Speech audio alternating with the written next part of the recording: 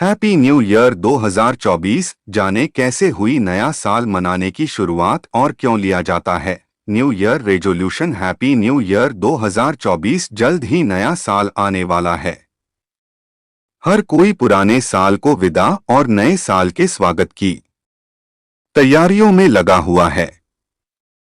नया साल आते ही हर कोई नए साल मनाने का रेजोल्यूशन लेते हैं, लेकिन इसे लेने की वजह नहीं जानते हैं।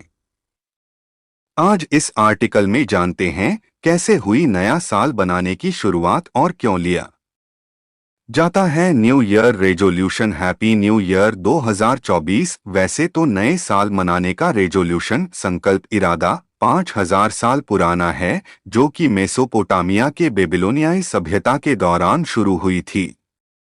उस वक्त भौतिकता का अभाव था और जीवन यापन कृषि आधारित था।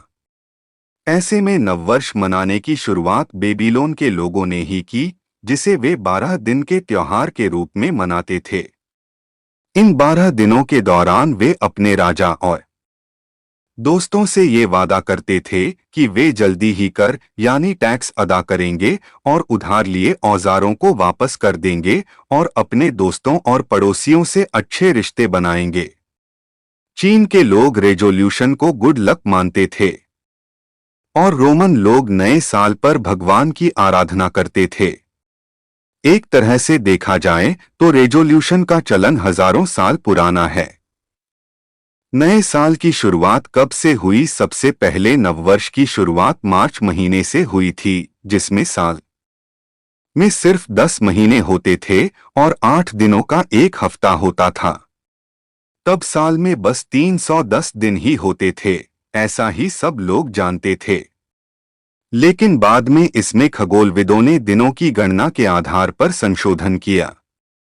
रोमन शासक ने माना 1 जनवरी को नया साल। रोमन शासक जूलियस सीजर ही सबसे पहले 1 जनवरी को नया साल मनाने वाला पहला व्यक्ति था।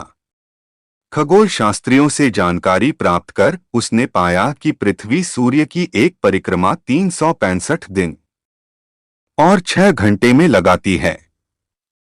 ऐसे में पहले से चली आ रही इस सोच को ही जूलियस सीजर ने खत्म कर दिया कि एक साल में 310 दिन होते हैं और सबको बताया कि साल में 365 दिन और 6 घंटे होते हैं। इसी आधार पर साल में 12 महीने होने लगे।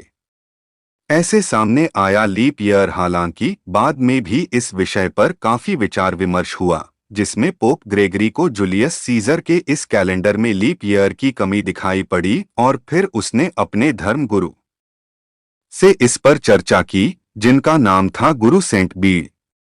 उन्होंने बताया कि साल में 365 दिन और 6 घंटे नहीं, बल्कि 365 दिन 5 घंटे और 46 सेकेंड होते हैं।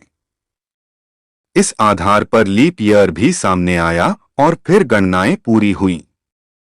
फिर रोमन कैलेंडर को हटाकर ग्रेगरियन कैलेंडर का निर्माण हुआ, जो कि हर पैमाने पर खरा उतरा और तभी से 1 जनवरी को नववर्ष मनाया जाने लगा।